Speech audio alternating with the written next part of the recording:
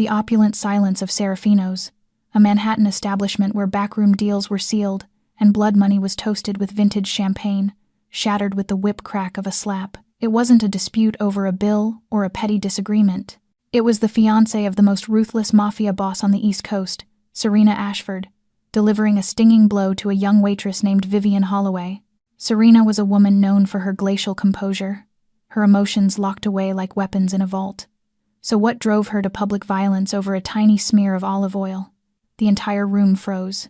The suited sharks mid-negotiation, the terrified staff clutching their trays, the sommelier with a bottle of $10,000 wine suspended in air. But what happened in the next 90 seconds, the waitress's impossible, silent response, would make the most feared man in the room, Alexander the Silence Moretti, drop his 50-year-old Macallan whiskey glass for the first time in 15 years, and realize the real danger wasn't the woman who just swung her hand, but the exhausted 27-year-old waitress who had been working 3 jobs to pay for her dying brother's heart surgery, who hadn't slept more than 4 hours in 2 years, who had already lost everything except her pride, and who just took the hit without flinching.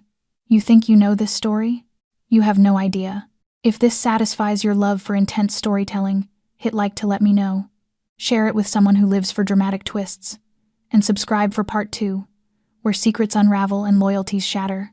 Because what Vivian Holloway did next didn't just shock the restaurant. It changed the entire power structure of the New York underworld. The air inside Serafino's was thick as hardened honey, the sound of the slap still echoing against the dark oak-paneled walls, slipping through every fold of the crimson velvet curtains, brushing the ears of everyone, pretending they had heard nothing at all. No one dared to move. A sous chef stood frozen behind a kitchen door left slightly ajar, a soup ladle still clutched in his hand, broth dripping onto the marble floor without his awareness. A young waitress stood 3 steps away, her drink tray trembling, the cocktail glasses quivering as if they too were afraid. Theodore Grant, the 55-year-old manager with silver-white hair and eyes that had witnessed far too many horrors within these walls, stood petrified behind the host's stand, his face drained of color, the wrinkles etched into it like fine cracks in porcelain. In the corner of the room, a group of businessmen in tailored 3-piece suits fell silent in the middle of a multi-million-dollar negotiation, expensive pens hovering above documents, no one daring to sign, no one daring to breathe too loudly. Yet all of those eyes, no matter how deliberately they looked away, were secretly watching one man. Alexander Moretti sat motionless in the VIP booth, the golden glow of a Murano chandelier above him casting light across his face like a sunset before a storm. He did not move. Not a single muscle in that sculpted face shifted.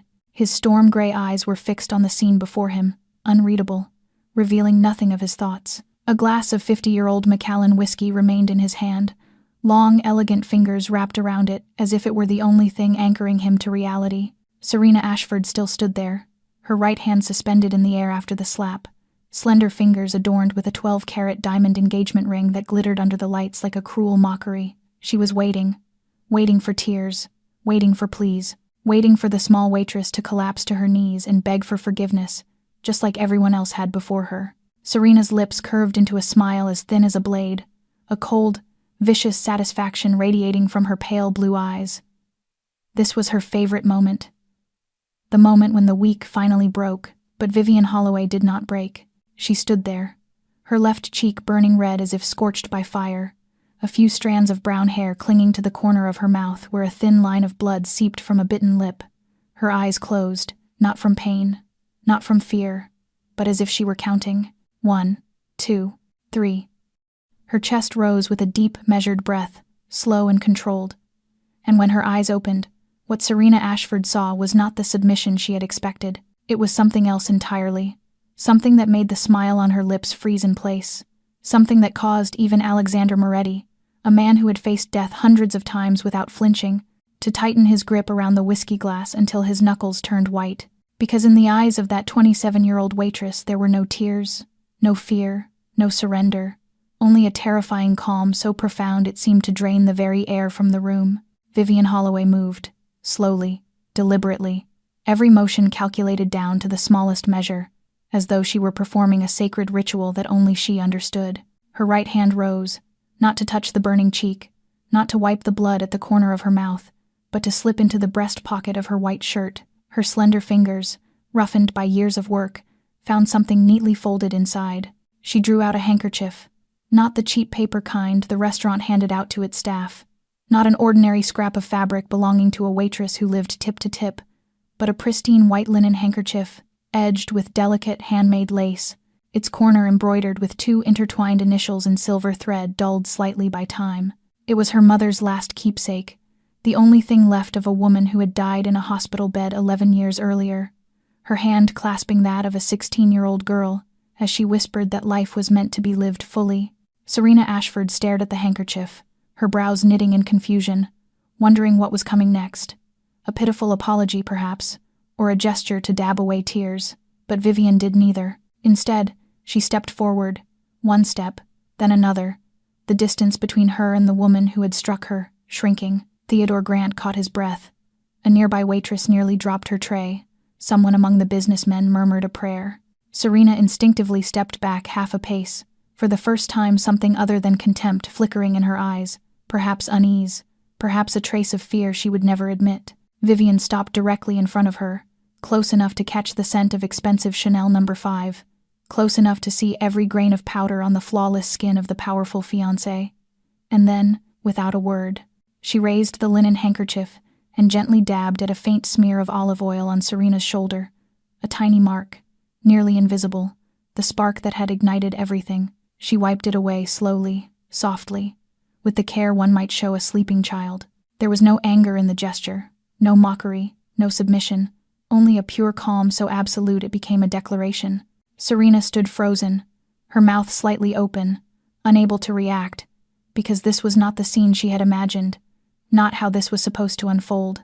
She was Serena Ashford, the woman who made an entire city tremble, who had struck an insignificant waitress, and that girl was now cleaning her blouse, as if Serena were the one in need of care, a humiliation far worse than any slap in return. When the stain was gone, Vivian folded the handkerchief neatly, just as before, and slipped it back into her pocket. She stepped back once, her dark brown eyes meeting Serena's gaze, not in challenge, not in provocation, but in emptiness, as if Serena Ashford and her blow were not worth a single tear or a single reply. Silence fell, so heavy the room seemed to sink beneath it, the sound of candles burning on the tables, champagne fizzing in glasses, the hearts of dozens of people pounding as they held their breath. Serena opened her mouth to speak, to hurl an insult, a threat, anything to reclaim control, but before she could form a single syllable, another sound cut through the stillness, the sharp crash of shattering glass. The 50-year-old Macallan whiskey glass slipped from Alexander Moretti's hand, as if his fingers had suddenly forgotten how to hold, the Waterford crystal striking the marble tabletop first, bouncing once, then crashing to the restaurant floor where it shattered into hundreds of glittering shards beneath the chandelier's light.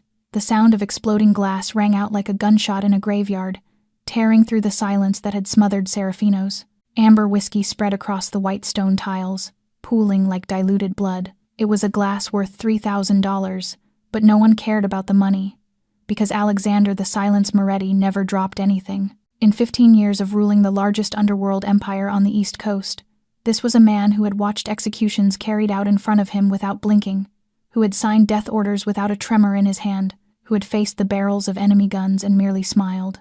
The nickname The Silence came not only from how little he spoke, but from the absolute control he exerted over every muscle, every expression, every involuntary reaction of his body. And yet now a glass had fallen from his grasp, in front of the entire restaurant, in front of partners waiting to sign contracts, in front of his fiancée, because of a waitress. Theodore Grant felt his knees threaten to give way, because in 22 years of managing Serafino's, he had never seen anything like this. He had witnessed deals sealed behind closed doors, had scrubbed blood from carpets without asking questions, but he had never seen Alexander Moretti lose control for even a heartbeat.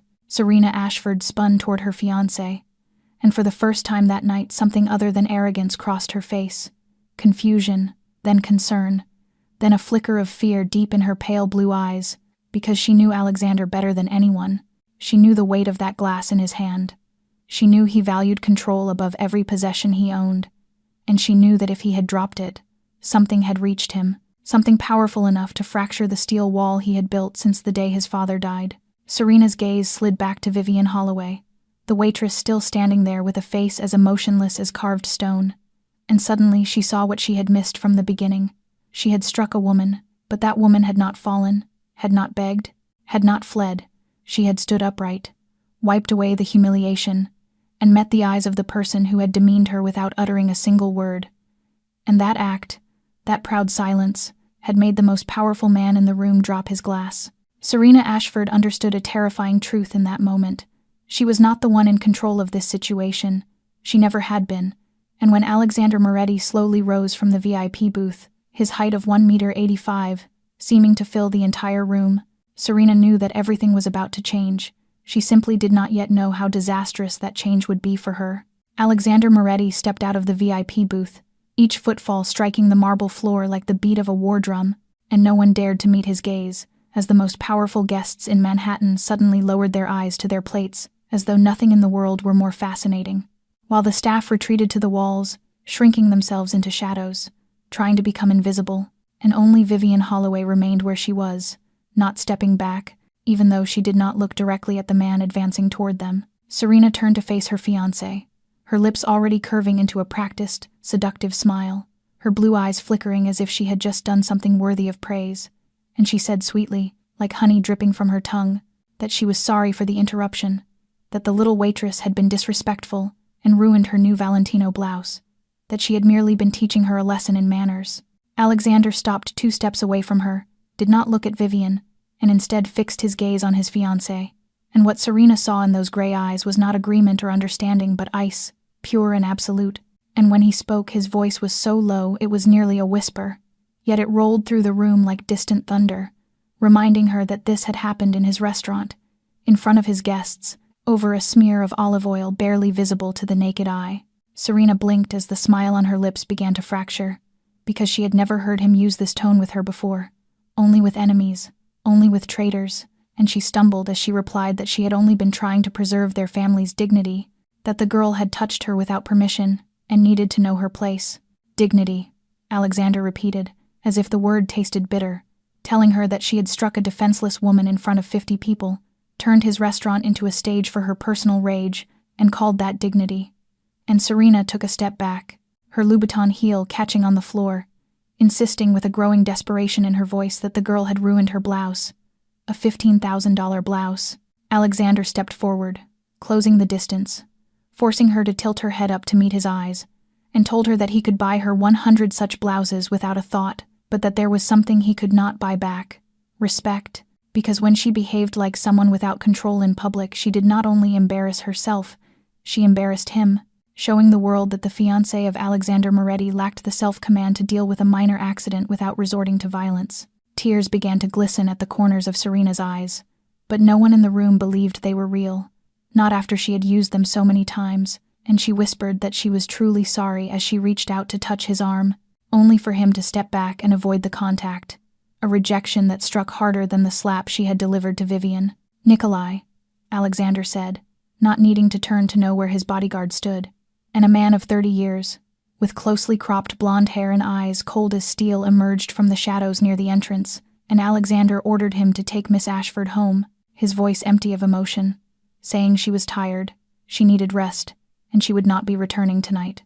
Serena opened her mouth to protest, but the look in Nikolai's eyes silenced her, and she glanced around at the faces pretending not to watch, at Theodore frozen behind the host stand, at the powerful guests witnessing her humiliation, because for the first time in 12 years, since she had entered New York's shadowed upper world, Serena Ashford was being treated like a misbehaving child sent back to her room, and as Nikolai placed a firm but gentle hand on her elbow and guided her toward the door, she looked back at Vivian Holloway one last time, and in those pale blue eyes seething with hatred, there was a silent vow that this was not over, that it was only the beginning. The restaurant door had barely closed behind Serena when Alexander Moretti turned to Theodore Grant and told him to clear away the broken glass and escort Miss Holloway to the private room in the back, his voice calm, almost casual, as if he were asking for a glass of water rather than having just humiliated his fiancée in front of Manhattan's elite.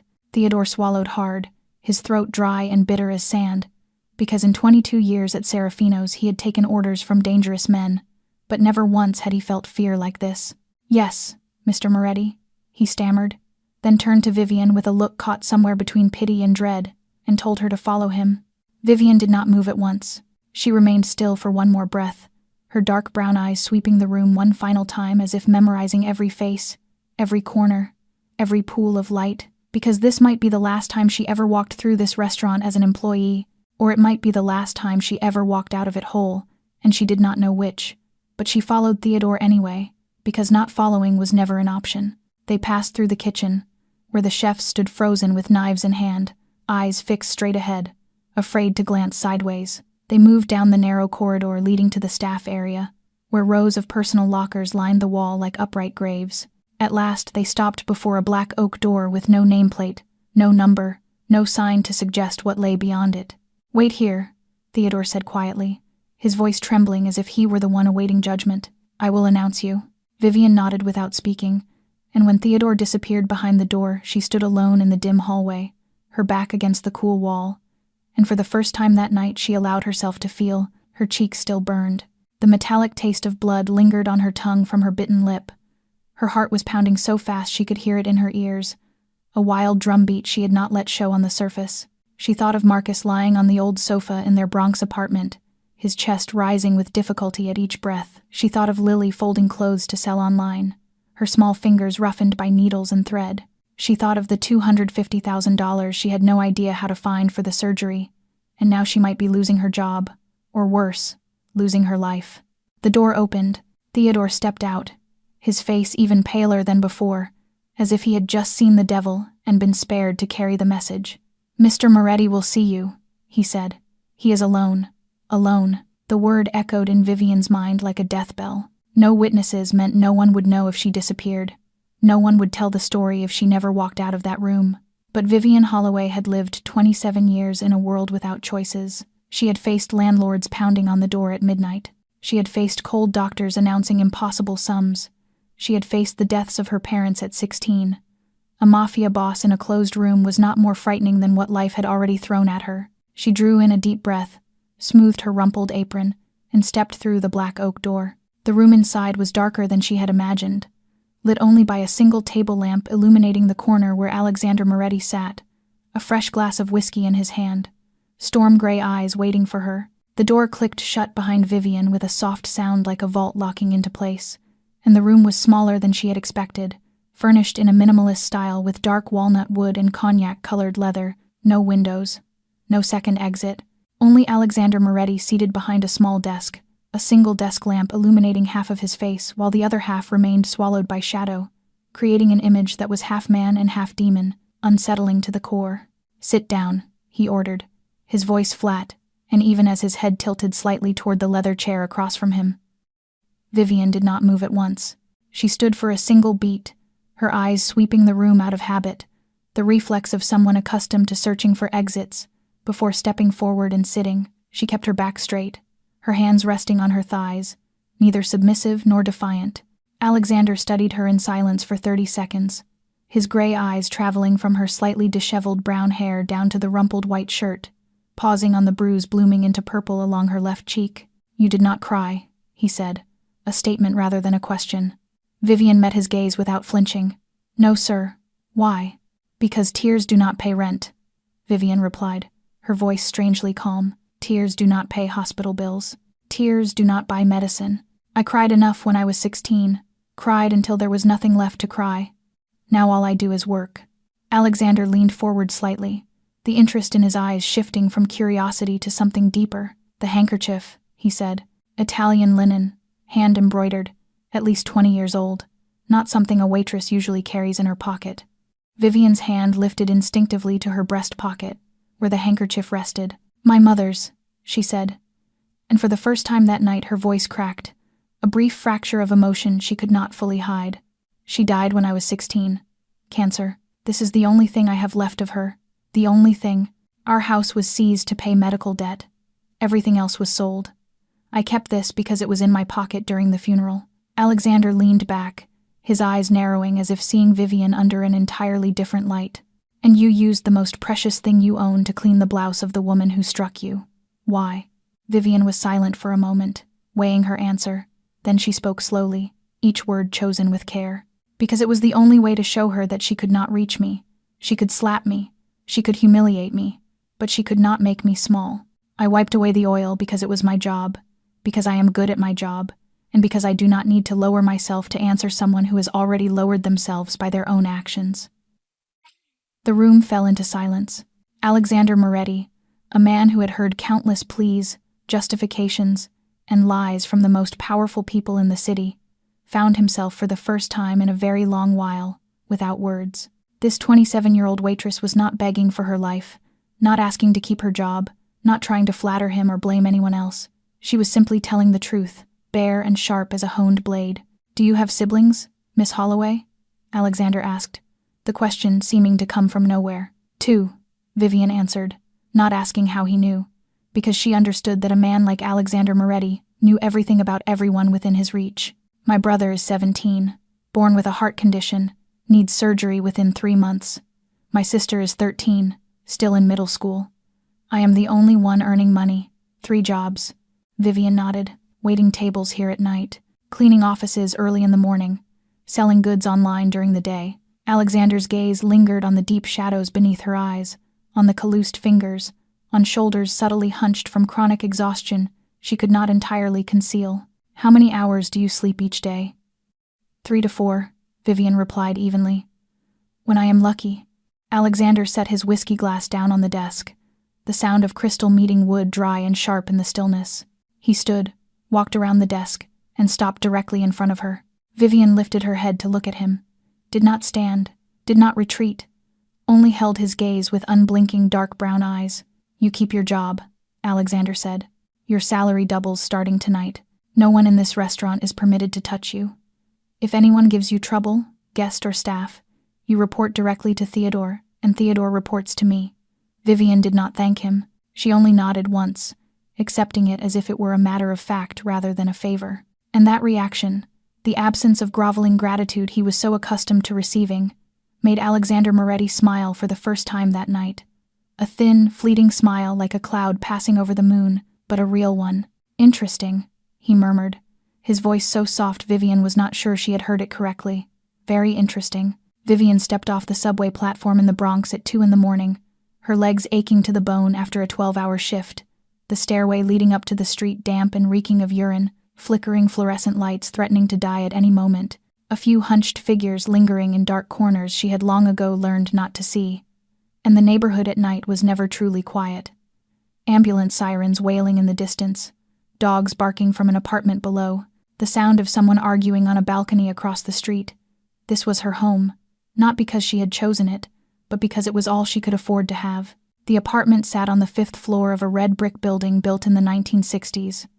The elevator broken for 3 years and never repaired, and Vivian climbed the stairs one step at a time with legs like lead, gripping the rusted railing as her labored breathing echoed through the dark stairwell. When she opened the apartment door, the smell of antibiotics and damp mold struck her like a second slap that night. The one-bedroom space, so cramped that 3 people living there felt like fish trapped in a tank far too small. Marcus lay on the battered old sofa in the corner, a thin blanket pulled over him that was never warm enough, his chest rising and falling with effort at each breath, his face so pale it seemed almost translucent under the streetlight filtering through the window, blue veins standing out sharply at his temples, his lips parted just enough to draw in each precious mouthful of air, as if oxygen itself were a luxury.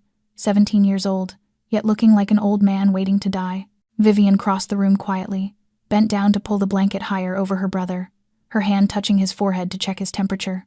Warm, no fever. Tonight was a good night, and she exhaled in relief, even though she knew every good night was only a delay for worse ones waiting ahead. "You are home." Her sister's soft voice came from the corner of the room, making Vivian turn.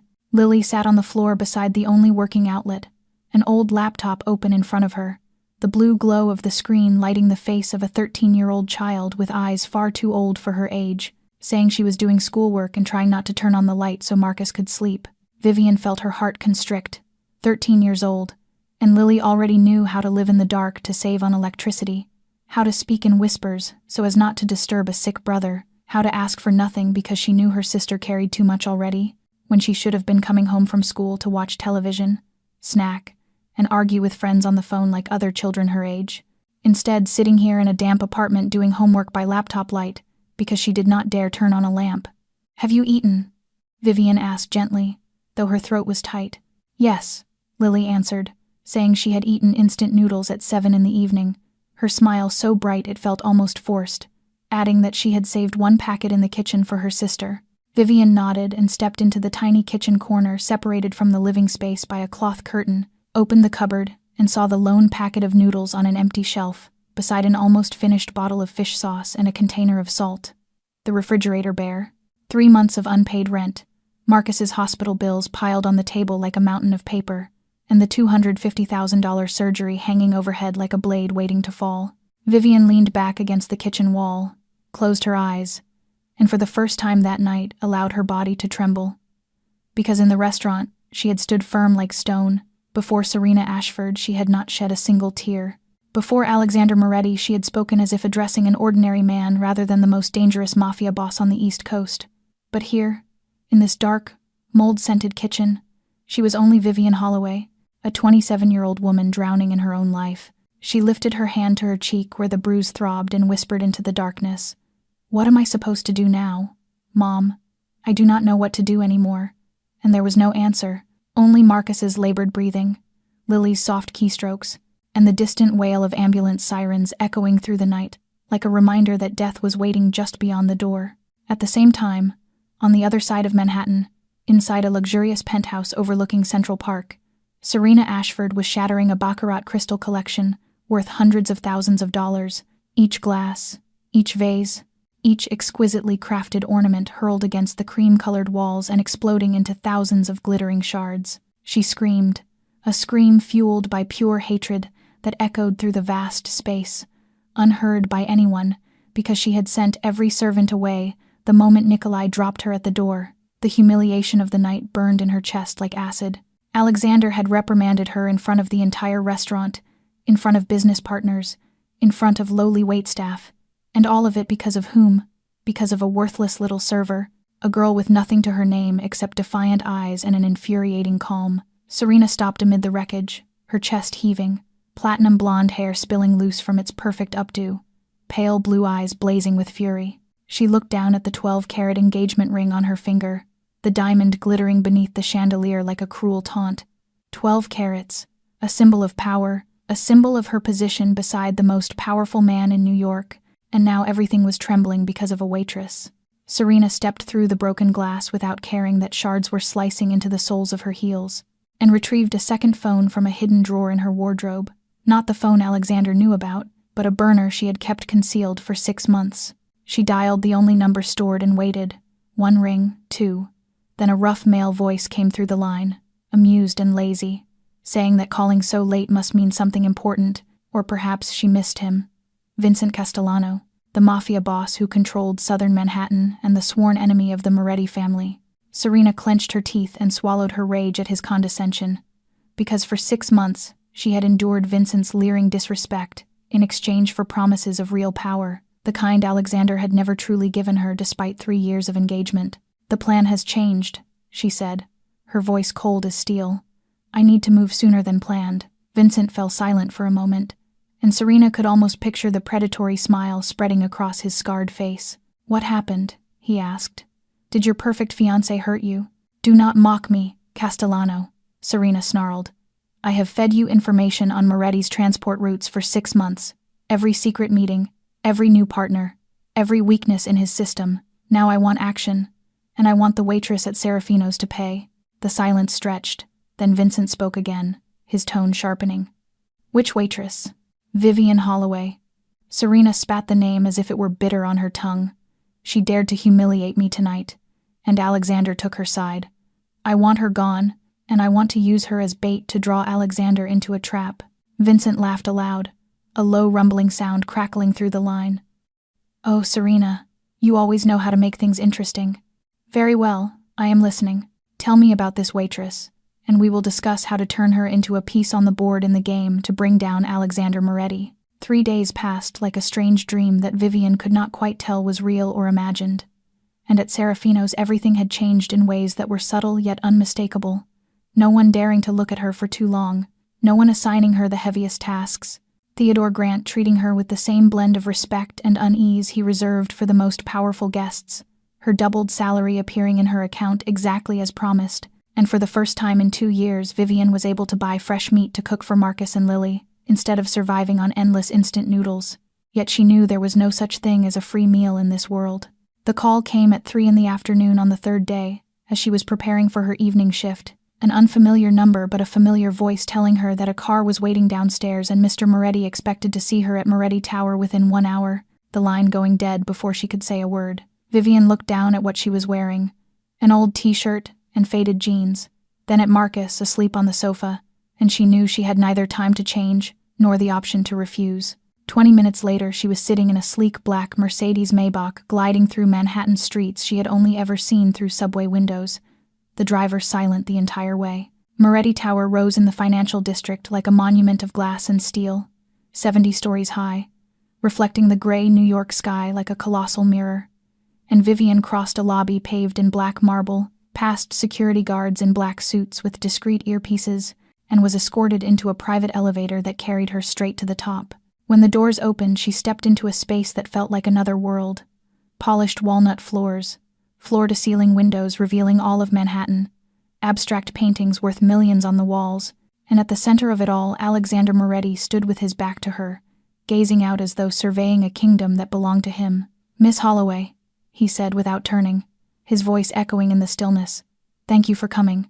Vivian walked forward, her worn sneakers sounding painfully out of place on the expensive floor. "I did not think I had the option not to come, Mr. Moretti." Alexander turned, a thin smile flickering briefly at her honesty. Dressed in a charcoal 3-piece suit, with a white shirt and no tie, looking more like a Fortune 500 executive than the most notorious Mafia boss on the East Coast, though his gray eyes remained cold as steel and sharp as blades. "You are intelligent," he observed, "and that is why I wanted to speak with you." He moved to the massive ebony desk and sat, gesturing for Vivian to take the chair opposite, and she did, back straight, hands on her thighs, waiting. "I have a job for you," Alexander said without preamble. "A dangerous job, but well paid." Vivian said nothing, only watched him. "I need a courier," he continued, his gaze never leaving her. "Someone outside the organization, unknown, unsuspected. You will carry a briefcase to a location, hand it to a person I designate, then leave. Do not open it. Do not ask questions. Do not tell anyone." "Sounds simple," Vivian said evenly. "But if it were simple, you would not need me." "Correct." Alexander nodded, and she could swear she saw a flicker of respect in his eyes. "The man you will meet is Raymond Cross, an arms broker. This meeting is a test of his loyalty. You will deliver the message and observe his reaction. If everything goes smoothly, you go home and your life continues as before. And if it does not go smoothly, if it does not, Nikolai will be nearby to ensure your safety," Alexander replied. "But I will not lie to you and say there is no risk. There is, and that risk is why I am prepared to pay you $300,000. Vivian's heart seemed to miss a beat. $300,000, enough to pay for Marcus's surgery, enough to clear the rent debt, enough for Lily to have a proper desk and new books, enough for one night of sleep without fearing tomorrow. "I see you trembling," Alexander noted, his gaze sharp as a hawk's. Vivian looked down and saw that her fingers were indeed shaking, and she did not hide it. "I have a brother who needs heart surgery within 3 months, she said plainly. "The cost is $250,000. I am not shaking from fear. I am shaking because this is the first time I can see a way to save him." Alexander studied her in silence, and when he spoke, his voice carried a slightly different tone, softer though still distant. "You have 24 hours to decide," he said. "If you accept, return here at this time tomorrow. If you refuse, you keep your job at Serafino's and we forget this conversation ever happened. I do not make this offer twice." Vivian stood, nodded politely without deference, and walked toward the elevator, stopping with her hand on the call button. "Mr. Moretti," she turned back, "if I die on this job, who will take care of my brother?" Alexander looked at her, and for the first time something other than cold calculation crossed his gray eyes, a flicker of curiosity, a measure of respect, perhaps even a trace of compassion he would never admit. "If you die, that will be my failure," he said, "and I do not accept failure." The elevator doors closed, and Vivian stepped inside carrying a question heavy in her chest, one she had already answered long before she had asked it. That night Vivian did not sleep. She sat on the cold floor beside the sofa where Marcus lay, her back against the wall, knees drawn to her chest, listening to her brother's breathing in the darkness, each breath a battle, a heavy inhale, a rasping exhale, then a terrifying pause before the cycle began again. And sometimes that pause stretched so long that Vivian found herself holding her own breath, her heart hammering in her chest until she heard the next fragile intake of air. She remembered the appointment with Dr. Chen 2 weeks earlier, in a small examination room lit by harsh fluorescent lights, cardiovascular posters lining the walls. The doctor, a middle-aged woman with salt and pepper hair and sorrowful eyes behind thick glasses, telling her gently that Marcus's condition was deteriorating faster than expected, that his heart valve was failing severely, that without surgery within 3 months, his heart would not hold, and that she was sorry, words that had cut Vivian open like blades. $250,000. The number had haunted her every night since, like a monster crouched in the dark waiting to devour what little hope she had left. She had calculated every possible option. Selling a kidney might bring $20,000 if she was lucky, and she needed both kidneys to keep working and supporting her siblings. Banks would not lend such a sum to a waitress with no collateral. Charities had waiting lists stretching into years. She had even considered selling her body, but even that could not raise enough money in 3 months. And now, in the middle of all that desperation, Alexander Moretti had appeared with $300,000 and a dangerous job. Vivian looked toward the corner where Lily slept on a thin mattress on the floor, an old blanket wrapped around her like a cocoon. 13 years old. Her sister was only 13, and if Vivian died, who would take care of Lily? Who would make sure she stayed in school, ate properly, grew up like a normal child? But if Vivian did nothing, Marcus would die. And if Marcus died, a part of Vivian would die with him. She had lost her father. She had lost her mother. She could not lose her brother, too. She lifted her hand to her breast pocket, where her mother's linen handkerchief rested like a silent reminder. Her mother had fought until her last breath, clinging to life by every means possible, not because she feared death, but because she did not want to leave her children behind. And now Vivian had to fight as well, by any means necessary. Outside the window, the sky began to fade from black to gray, signaling the coming dawn. And Vivian rose, moved softly through the room so as not to wake her siblings, took the old phone from the table, and typed a brief message to the number that had called her the previous afternoon. "I agree." She pressed send, and in that moment Vivian Holloway knew she had stepped through a door from which there was no turning back, and she could only hope that what lay on the other side was not hell. Nikolai Volkov was not the kind of man who talked much, and over 3 days of training in a hidden basement beneath Moretti Tower, Vivian could count on one hand the number of full sentences he spoke to her, but what he taught her she would never forget.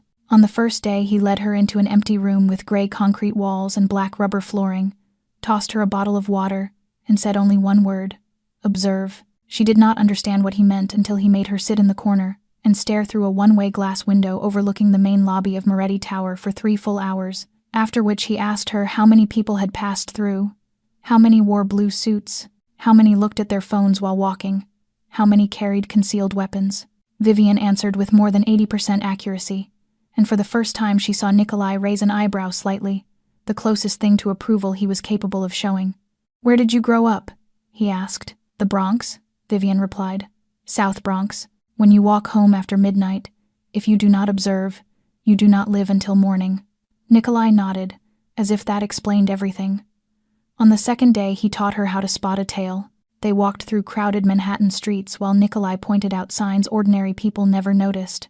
A man whose shoes were too new for his worn clothes, a woman reading a newspaper whose eyes never moved across the page, a car parked too long with the driver still inside, tiny details that could be lethal. "You learn fast," Nikolai said at the end of the day, and it was the longest compliment he gave her. On the third day, he taught her how to stay calm under threat. Without warning, he drew his gun and aimed it directly at her face, and Vivian did not flinch. She simply looked at him with steady, dark brown eyes, as if the barrel were nothing more than a harmless plastic toy. "You are not afraid of death," Nikolai said, lowering the gun, his voice not a question. "I have been afraid of too many things in my life," Vivian answered calmly, as if discussing the weather. "Afraid of not having rent money. Afraid my brother would die before we could afford surgery. Afraid my sister would have to quit school. Death is just an ending. Those other things are a living hell." Nikolai studied her for a long moment, his steel blue eyes reassessing her from the beginning, then said something she had not expected. Mr. Moretti chose the right person. On the afternoon of the third day, Vivian was taken to another room to receive her official assignment, a black leather briefcase resting on the table beside an expensive gray business suit, high heels, and a small, elegant watch. "Tomorrow you will meet Raymond Cross at the St. Regis Hotel," Nikolai said. "Private Lancaster meeting room, 2nd floor. You go in, deliver the case, observe his reaction, then leave. I will be nearby. If there is trouble, say Seaside and I will move in immediately." "Seaside," Vivian repeated, committing the code word to memory. "Understood." She looked down at the black briefcase and wondered what lay inside. A contract, money, or something far more dangerous. But she did not ask, because she had been told not to, and Vivian Holloway knew how to follow the rules when the lives of the people she loved depended on it. The street. Regis Hotel rose along 5th Avenue like a European palace misplaced among Manhattan's towers of glass, and Vivian stepped through the polished brass revolving door, her heels tapping softly on the marble floor, the black leather briefcase gripped tightly in her right hand, the tailored gray suit fitting her as if custom-made, her hair neatly pinned at the nape of her neck, light makeup concealing the dark circles beneath her eyes, and the bruise on her cheek that had nearly faded, looking every bit the young businesswoman on her way to an important meeting, no one suspecting that only a week earlier she had been carrying plates in a restaurant and shaking over medical bills. The lobby glowed beneath a massive crystal chandelier suspended from the high ceiling, and Vivian scanned the space as Nikolai had taught her, counting guards, noting camera placements, mapping exits, 2 at the front door, 1 by the reception desk, 1 patrolling near the elevators, Nikolai nowhere in sight but close enough she knew, perhaps in the cafe across the street, with an earpiece hidden beneath his collar. She climbed the broad staircase to the 2nd floor where private meeting rooms housed conversations meant to be unseen. The Lancaster room at the end of the corridor, its oak door closed, unmarked, giving no hint of what waited inside. Vivian drew a deep breath, remembered Marcus's labored breathing the night before, and knocked 3 times as instructed. "Come in," a low male voice answered. She pushed the door open. The room was smaller than she expected, furnished in a classic style with emerald wallpaper and mahogany furniture, a round table at the center, and seated opposite was Raymond Cross, appearing around 50 years old with salt and pepper hair slicked back, a sharp face marked by a faint scar running from temple to jaw, his muddy brown eyes carrying the wary glint of a man who had lived too long in shadows to trust anyone. Dressed in a dark blue suit with a loosened tie, his right hand beneath the table in a way that told Vivian he was armed. "I bring a gift from Mr. Moretti," she said, her voice calm and clear, unshaken, as she placed the briefcase on the table and stepped back. Raymond Cross did not touch it. He studied her from head to toe, his gaze searching for weapons, recorders, signs of deception. "Moretti sends a girl to meet me," he said, his voice like gravel grinding together. "Strange. He usually sends Nikolai, or at least a man with a gun." "I am the courier, Mr. Cross," Vivian replied evenly. "My task is to deliver the case and leave. What you do with it afterward is not my concern." Raymond Cross watched her for several seconds, then suddenly rose and circled the table, his right hand no longer hidden, a black Beretta pistol gleaming in his grip as he aimed it directly at her, the barrel less than a step from her forehead.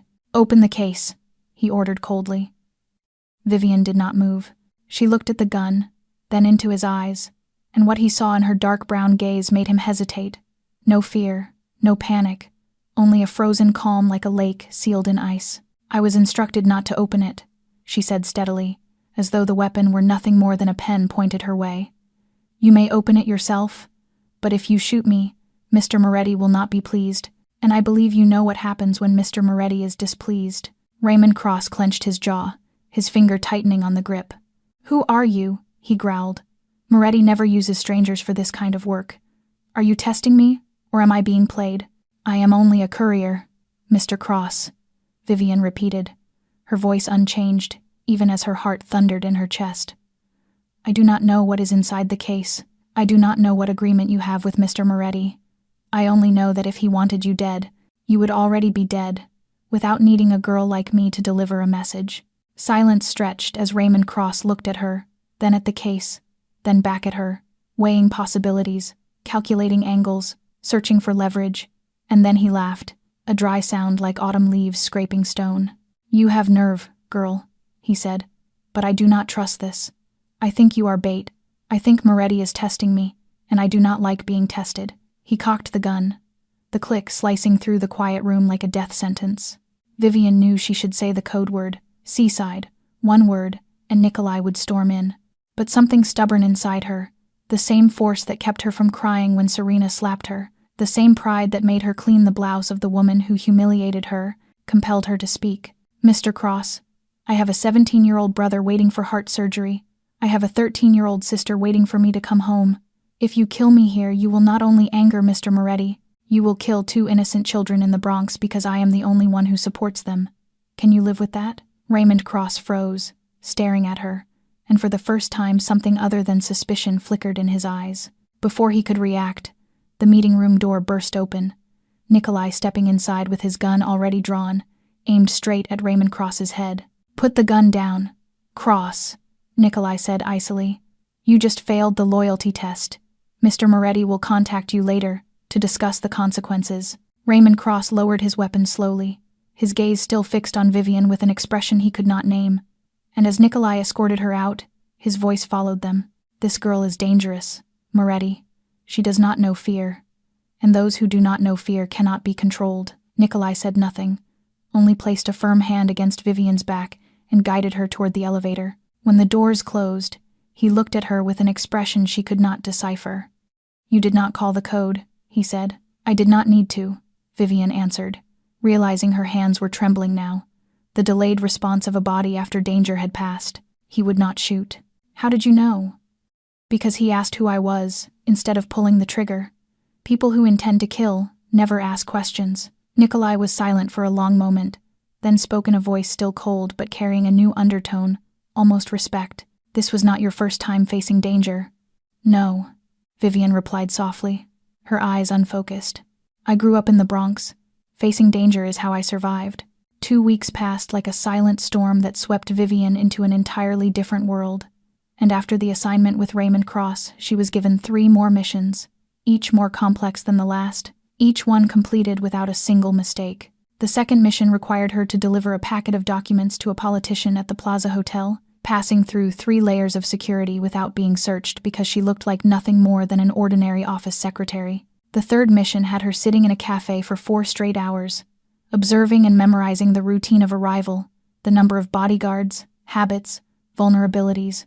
The fourth mission involved extracting information from a disgruntled female accountant, willing to sell her company's secrets, and Vivian guided the conversation so skillfully that she obtained everything she needed, without the woman ever suspecting a thing.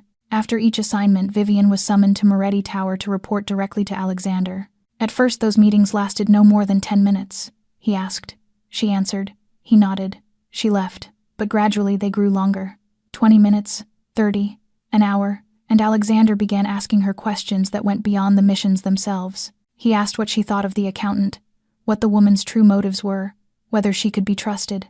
He asked for Vivian's opinion on the rival's schedule, on the weaknesses she had noticed, on how best to exploit them, and what surprised Vivian most was that he genuinely listened to her answers. One afternoon, after she completed the 4th mission, Alexander invited her to stay for tea instead of dismissing her as usual, and his office was filled with golden afternoon light overlooking Manhattan sinking into sunset, and for the first time Vivian realized that this room was not just his workplace but the place where he spent most of his time alone. "Do you know why I chose you, Holloway?" Alexander asked as he poured tea from an antique Chinese porcelain teapot into 2 small cups. "Because I have nothing to lose," Vivian answered honestly. "People with nothing to lose cannot be bought or threatened." "Wrong." Alexander handed her a cup, his gray eyes holding something almost warm despite the distance. "You have everything to lose. Your 2 siblings. That is why I know you will never betray me, not because you are loyal to me, but because you are loyal to them, and to protect them you would do anything." Vivian took a sip of tea, the bitter sweetness spreading across her tongue, and she realized he was telling the truth. She was not loyal to Alexander Moretti, she was only doing what was necessary to save Marcus and protect Lily. But did it matter when the outcome was the same? "Why do you trust me?" she asked in return. "You know nothing about me except that I am a poor waitress from the Bronx." "I know enough."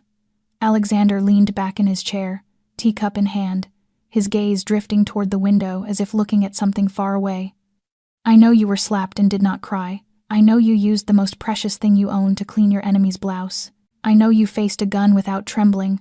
Those things tell me more than any file ever could." Silence stretched between them, but it was not uncomfortable. It was the silence of 2 people learning to understand one another without many words, and Vivian realized that over the past 2 weeks, Alexander had changed the way he treated her. No longer employer and employee, no longer mafia boss and waitress.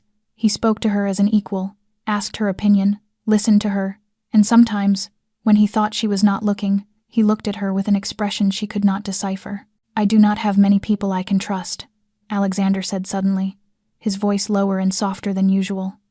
"In this world, trusting the wrong person means death, but trusting no one is another kind of death, slower but no less painful." "What do you call it?" Vivian asked quietly. "Loneliness," Alexander answered, still looking out the window. And in that moment he no longer looked like the most feared mafia boss on the East Coast. He was simply a 36-year-old man, wealthy, powerful, and completely alone. Vivian said nothing. She had no words to comfort a man like him, and she was not sure he wanted comfort. But she stayed, sitting there in silence, drinking tea with him, watching the Manhattan sunset fade beyond the glass. And sometimes silent presence is all a lonely person truly needs. The call came at 11 at night, just as Vivian finished her shift at Serafino's and was about to catch the subway back to the Bronx. The voice on the other end as concise as ever, telling her that Mr. Moretti wanted to see her and that a car was waiting at the rear entrance of the restaurant. And Vivian did not ask why, did not ask what had happened, simply slipped the phone into her pocket and stepped outside to where the familiar black Mercedes was waiting. 30 minutes later, she stood before the door to Alexander's office on the top floor of Moretti Tower, wondering what could be so urgent it could not wait until morning. And when she pushed the door open, the first thing she noticed was how much darker the room was than usual, lit only by a small desk lamp and the flickering fire in the corner fireplace. Alexander sat in a leather armchair near the flames, instead of behind his desk, a whiskey bottle already half empty on the side table. The glass in his hand nearly drained, and he was not wearing a suit. The first time Vivian had seen him in nothing but a white shirt with the sleeves rolled up, his tie loosened, his hair slightly undone, no longer perfectly slicked back, looking tired, looking human. "Sit down," he said without looking at her, his eyes fixed on the dancing fire, adding that there was another bottle on the shelf if she wanted one.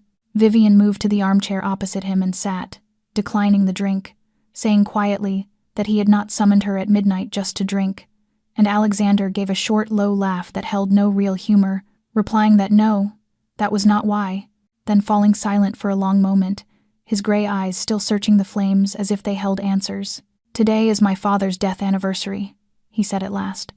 Vivian said nothing, simply stayed where she was, understanding that he needed to be heard more than answered. 15 years ago, Alexander continued, his voice distant and heavy.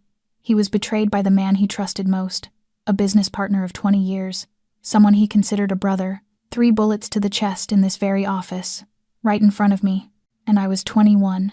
A chill ran down Vivian's spine despite the warmth of the fire as she imagined a young man witnessing his father's murder, and she asked softly what he had done. "I killed him," Alexander replied without emotion, as if describing the weather, "with my bare hands." He still had 3 bullets in the gun, but never fired another shot. "It was the first time I killed someone, and from that moment on, I never trusted anyone again." The fire crackled softly, shadows leaping across the walls, and Vivian looked at the man opposite her, the most feared mafia boss on the East Coast, and for the first time she saw a fracture in the armor he had worn for 15 years. "Mr. Moretti," she said after a while, "I do not know what to say, to make you feel better.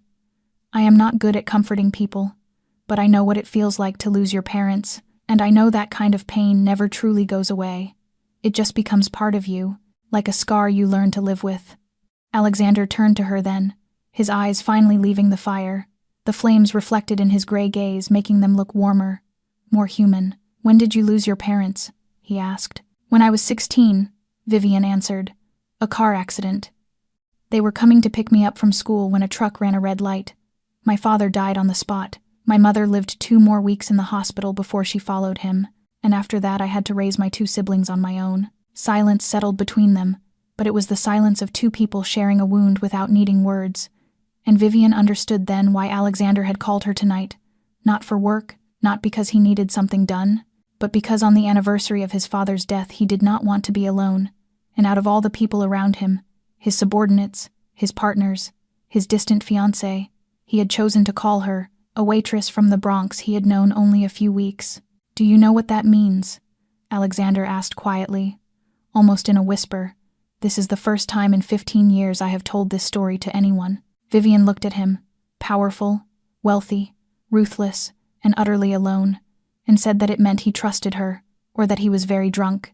And Alexander laughed, a real laugh, the first she had ever heard from him, making him seem younger, less frightening, less remote, admitting that it was probably both, then setting his glass down and looking at her with eyes that had lost some of their usual coldness, saying that whatever the reason he was glad she was there tonight, Holloway.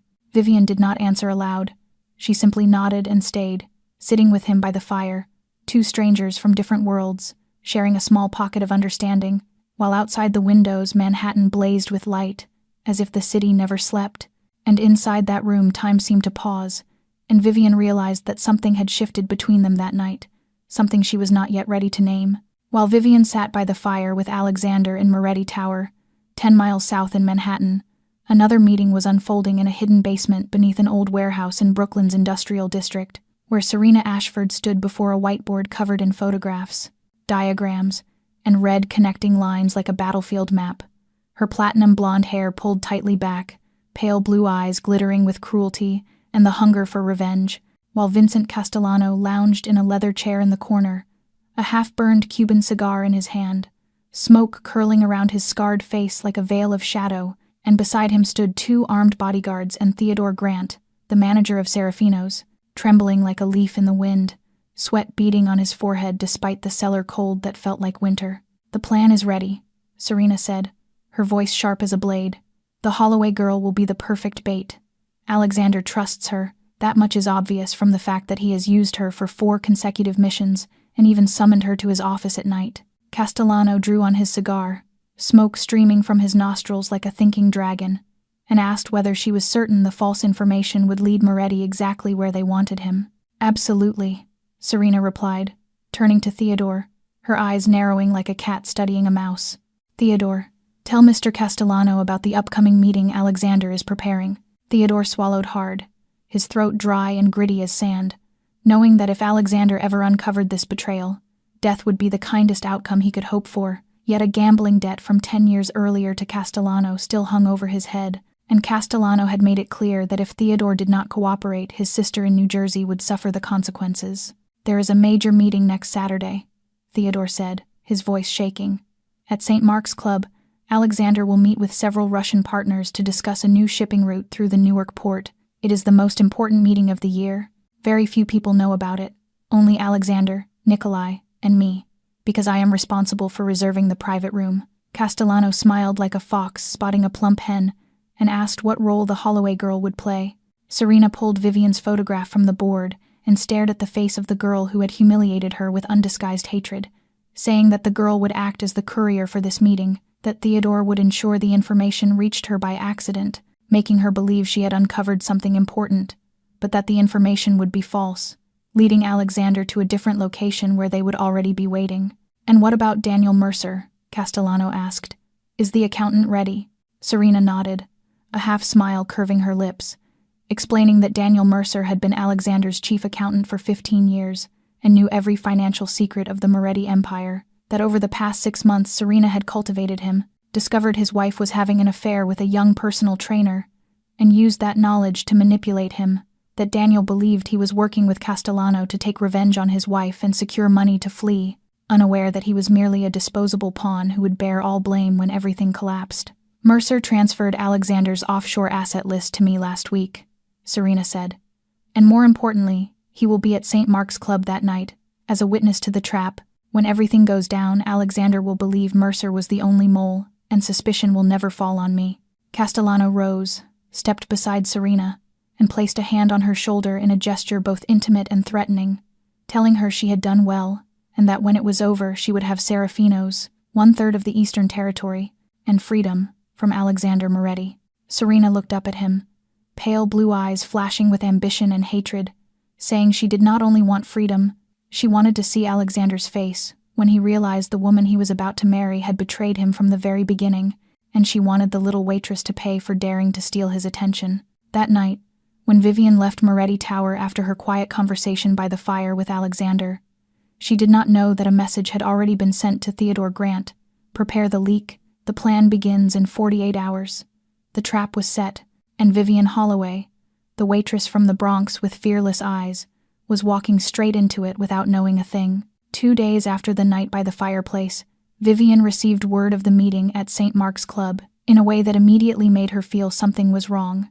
When Theodore Grant called her into his office at Serafino's after closing hours and claimed he had accidentally left an important file on his desk and needed her to help deliver it to Moretti Tower the next morning, and as Vivian lifted the folder, a sheet of paper slipped out as if deliberately tucked in too loosely, detailing Alexander's meeting with Russian partners on Saturday, the location, the time, the number of attendees, even the password to access the private room, and Theodore feigned panic as he hurriedly picked it up, warning her that it was classified information she must not tell anyone about before quickly ushering her out of the office.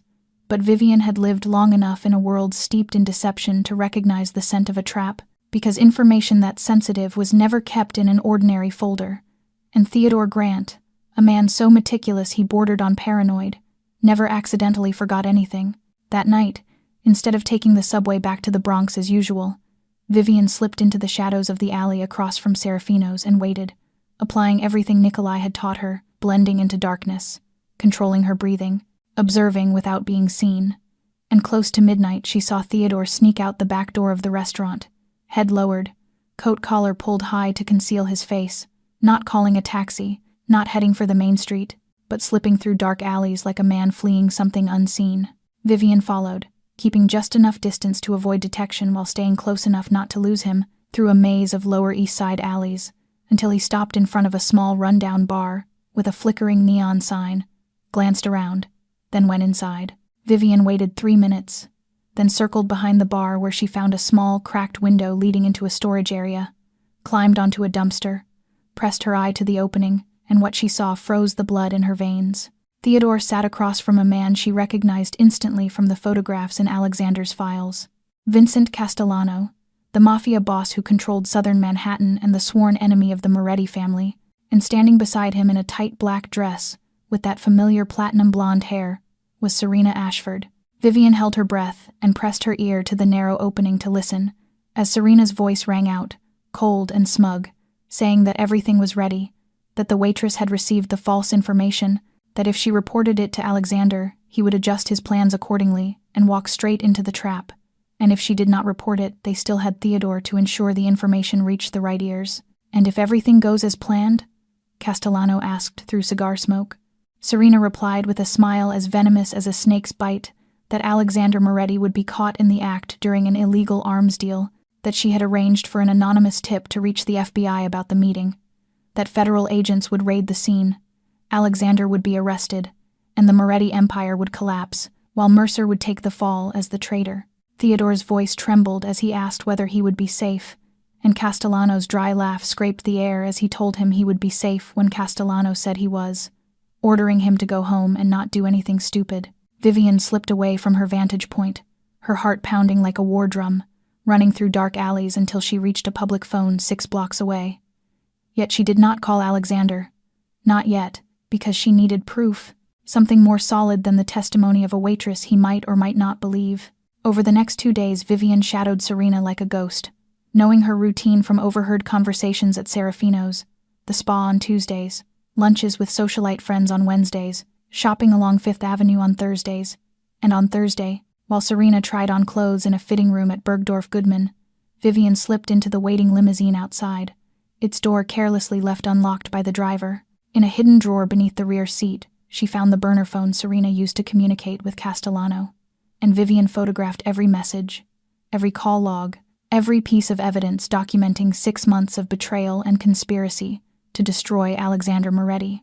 When she slipped out of the car just 3 minutes before Serena returned, her own phone clenched tight in her hand and filled with proof, Vivian Holloway knew she was holding something that could save lives or destroy them. She could stay silent, complete her assignment, take the money, and disappear as she had once planned, or she could tell Alexander the truth and face whatever came next. She thought of Marcus waiting for surgery, of Lily waiting for her to come home each night, but she also thought of Alexander sitting alone by the fire on the anniversary of his father's death, a man who had lost everything to betrayal and was about to lose it again if she did nothing. Vivian Holloway had made her decision long ago.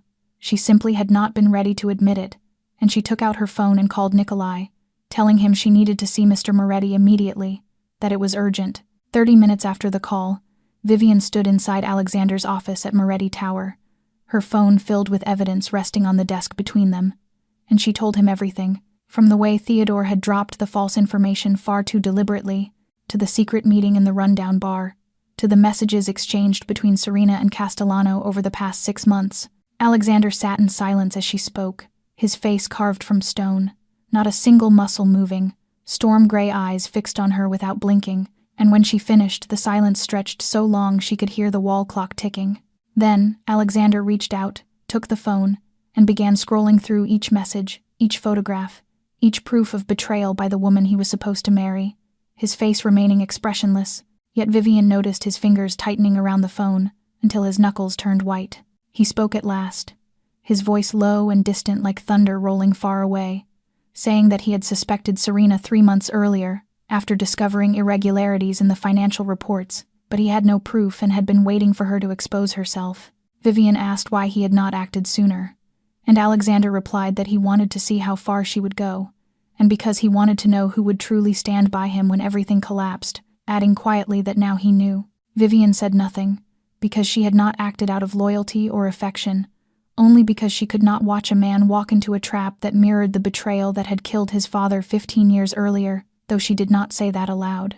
Instead, she asked what he would do now, and Alexander answered that he would walk into the trap, stopping her protest with a raised hand, but on his own terms, not theirs. He stood and moved to the window overlooking Manhattan at night, his back straight as a drawn blade, explaining that Castellano wanted the Federal Bureau of Investigation to raid the meeting, meaning he would not strike directly but would use the law as a weapon, unaware that Alexander had someone inside the bureau and would ensure the raid never happened. When Vivian asked about Serena and Theodore, Alexander turned back with a smile cold as ice, saying Serena would be at St. Mark's Club that night because she would want to witness his fall with her own eyes, and that would be the greatest mistake of her life, while Theodore would be dealt with later, a mere pawn not worth distraction.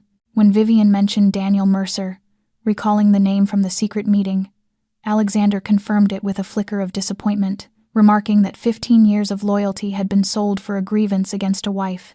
Yet Mercer would still be useful, believing everything was unfolding as planned, and that confidence would make him careless. Alexander spread a map of St. Mark's Club across the desk, and pointed out positions as he spoke, where Nikolai's men would be placed, explaining that when Castellano appeared, and he would because he never missed the chance to watch an enemy fall, the trap would close, and Serena, Castellano, and all their collaborators would be caught in the act. Vivian asked calmly what her role would be that night, and Alexander studied her with eyes weighing a final decision before saying she would be the courier just as they expected, that she would go to St. Mark's Club carrying the false documents Theodore had prepared, and behave as though she knew nothing of the plot, her presence reassuring Serena and Castellano that everything was proceeding smoothly, and when the trap snapped shut, she would say, "Seaside," not out of fear this time, but because it would mark the moment they struck back. Vivian looked down at the map, at the marked positions, at the trap being prepared for those who had tried to trap first, and she understood that on Saturday night everything would change, that some would fall and some would rise, and that Vivian Holloway, the waitress from the Bronx, would stand at the center of it all, as a piece on the board that had chosen to rewrite the game itself. St. Mark's Club sat atop an old building on the Upper West Side, its rooftop overlooking all of Manhattan at night, the city lights flickering below like a galaxy spilled at their feet, and Vivian stepped inside at 9 o'clock on Saturday evening, with the black leather briefcase in her hand, wearing a sleek black dress that hugged her figure, her face calm as if she had no idea she was walking into the center of a war about to explode. While Alexander was already seated in the VIP booth, Nikolai standing behind him like a living shadow, and across the terrace Daniel Mercer sat alone with a trembling glass in his hand, sweat beading on his forehead despite the blasting air conditioning, everything appearing like an ordinary meeting, yet Vivian could feel the electricity in the air, an invisible tension coiling like a storm waiting to break. 15 minutes later, Vincent Castellano arrived, stepping onto the rooftop surrounded by 4 bodyguards, his scarred face wearing a smug smile as if he had already won before the fight began, and right behind him, Serena Ashford emerged from the shadows in a blood-red gown with her platinum blonde hair swept up, no longer pretending, walking straight to Castellano's side and standing beside him like a public declaration of betrayal. Alexander showed no surprise, merely sitting there with a glass of whiskey in hand, storm-gray eyes fixed coldly on the woman he had once intended to marry. greeting her calmly and remarking that her dress was beautiful, the color of betrayal, prompting Serena to laugh, the sound sharp and brittle like shattering crystal, replying that he had always known how to compliment women, but tonight was not about fashion. Tonight was the night he would lose everything. Castellano stepped forward, raising a hand to signal his guards to draw their weapons. 4 guns snapping up aimed at Alexander and Nikolai, as Castellano declared the game over, boasting that the Federal Bureau of Investigation would arrive in 15 minutes, and that before that he wanted to hear Alexander beg for his life the way his father had begged before dying, while Vivian stood at the edge of the room, heart pounding like a drum, yet her face composed, watching Alexander for a signal that did not come, because Alexander was looking straight at Castellano, as he said evenly that the FBI would not be coming, that he had cut off Castellano's call 3 days earlier, and that no one knew about the meeting except those in the room. Castellano's smile froze. Serena's face drained of color as confidence cracked for the first time, whispering that it was impossible because she had made the call herself, to which Alexander replied coldly, asking who she thought she had called. Agent Morrison, the man she believed was an FBI mole but who had in fact been Alexander's asset for 10 years, causing Serena to stumble back, pale blue eyes wide with horror, while Castellano roared in rage and ordered his guards to fire, only for Alexander to speak a single word: seaside. The lights went out instantly, and the rooftop plunged into absolute darkness as chaos erupted. Screams, furniture crashing, frantic footsteps, Vivian hearing gunshots. 1, then 2, followed by someone's cry of pain, instinctively dropping flat to the floor with her heart hammering in the dark, fingers gripping the leg of a table, then hearing Nikolai, the dry sounds of controlled violence, fists landing, bones breaking, bodies hitting the floor as he moved through the darkness like a deathly phantom, systematically and brutally dismantling Castellano's guards. 30 seconds later, the lights came back on and the rooftop looked like a battlefield. The 4 bodyguards lying motionless on the ground, some groaning, some utterly still, Castellano kneeling in the center with his shoulder soaked in blood from a gunshot wound, his face ashen with pain and fear, Serena restrained by Nikolai with his arm locked around her neck and the muzzle of his gun pressed to her temple, and Daniel Mercer shaking in the corner, sobbing like a child with tears and mucus streaking his face as he begged Alexander not to kill him, promising to confess everything, shrieking that Serena had not only betrayed him with Castellano, but had also contacted a journalist, Robert Sterling of the New York Times, that she had a safe deposit box at the Centurion private vault, containing evidence of all of Alexander's money laundering over the past 10 years, that she planned to sell the exclusive story after Alexander was arrested.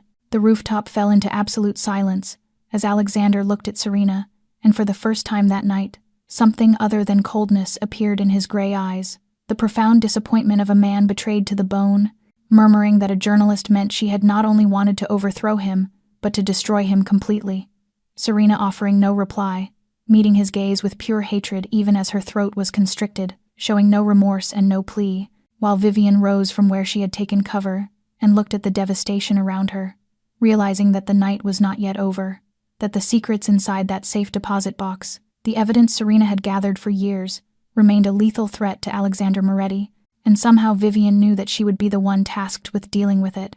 Alexander Moretti stood at the center of the rooftop at St. Mark's Club, like a king delivering judgment upon traitors, surrounded by the wreckage of a failed conspiracy, Castellano's guards lying motionless across the marble floor, blood spreading over the stone like abstract paintings of violence, and he stepped in front of Vincent Castellano, the man kneeling with a blood-soaked shoulder and a face drained of color by pain, telling him in a voice cold as ice that he would live, but his empire ended tonight, that every inch of southern Manhattan now belonged to Moretti, and that if Castellano showed his face in the city after 48 hours, Nikolai would finish what had begun, Castellano offering no protest, only a weak nod as the last traces of arrogance were crushed beneath reality, before Nikolai's men hauled him away like a sack of refuse. Alexander then turned to Theodore Grant, the trembling manager pressed into a corner, his face white as paper, and told him without emotion that 22 years of service were the only reason he still breathed, ordering him to disappear from the city forever, and warning that if his name was ever whispered again, he would wish he had died that night. Theodore stammering a useless thank you before fleeing like a rat from a trap. Daniel Mercer was spared because of the information he had provided about Serena and the safe deposit box, but he was exiled from the city for life, carrying the shame of a traitor allowed to live. Finally, Alexander stood before Serena Ashford, still restrained by Nikolai, pale blue eyes burning with hatred, no tears, no pleas, no remorse, even as every plan she had built collapsed to dust. And Alexander told her she would be confined to the northern estate, not out of lingering affection but because killing her would create complications with her family in Boston, warning her that any attempt to escape or contact anyone would end with her vanishing without a trace. Serena hissed that he would regret choosing a waitress over her, but Alexander did not answer, merely signaling for her removal, and when she was gone he stood alone amid the ruined rooftop looking out over the glittering city before turning to Vivian, who had remained silent throughout, observing with a calm expression as though witnessing a play rather than the collapse of a plot that could have killed her. Alexander stepped toward her, gray eyes holding a respect she had never seen before, and told her she had saved him that night, that she could have taken the money and disappeared, but chose the truth, asking why, and Vivian answered simply that 15 years ago, he had lost his father to betrayal, and she could not watch it happen again without acting. After a long silence, Alexander removed a small silver key on a delicate chain and placed it in her palm, telling her it was Serena's safe deposit box at the Centurion private vault on Fifth Avenue, and instructing her to retrieve everything inside without opening or reading it. Vivian feeling the weight of trust heavier than metal, understanding this was absolute faith, the kind Alexander had given no one since his father died, and when she asked what would happen if she opened it, he replied that he would be disappointed, though he did not believe she would, because she had proven she kept her word. Vivian closed her fingers around the key, nodded once, and walked away through silent corridors into the cold Manhattan night, pausing to look at the key beneath the city lights, and realizing that 3 weeks earlier she had been an exhausted waitress from the Bronx working 3 jobs to survive, and now she held a secret capable of destroying the largest mafia empire on the East Coast, knowing she could trade it for freedom and a new life or remain loyal and bind her future to Alexander's world, smiling softly as she walked toward the subway, because she already knew her choice, even if she was not ready to admit why. And so Vivian Holloway, the humble waitress from Serafino's, walked out of a night filled with gunfire, betrayal, and blood, gripping the key to the city's darkest secret, while Alexander Moretti, the most feared mafia boss in New York, placed his trust not in his powerful fiancée, but in the woman who had shown quiet courage under unbearable pressure, granting her not only her life but real power, reminding us that true worth is not measured by origin or status, but by how one stands when life tries to break them. That sometimes the greatest strength is not striking back but standing upright after being knocked down. And if this story touched your heart, please consider subscribing to our channel so you do not miss more deeply moving stories like this. A like and share from you helps us continue creating meaningful content every day. Tell us how Vivian's story made you feel, and whether you have ever faced a moment when you had to stand alone against the world. Share your thoughts in the comments below. We truly want to hear from your heart, and we wish all of you watching good health, a joyful life, and peace in every day ahead. Thank you for listening. Goodbye, and we look forward to seeing you in the next video.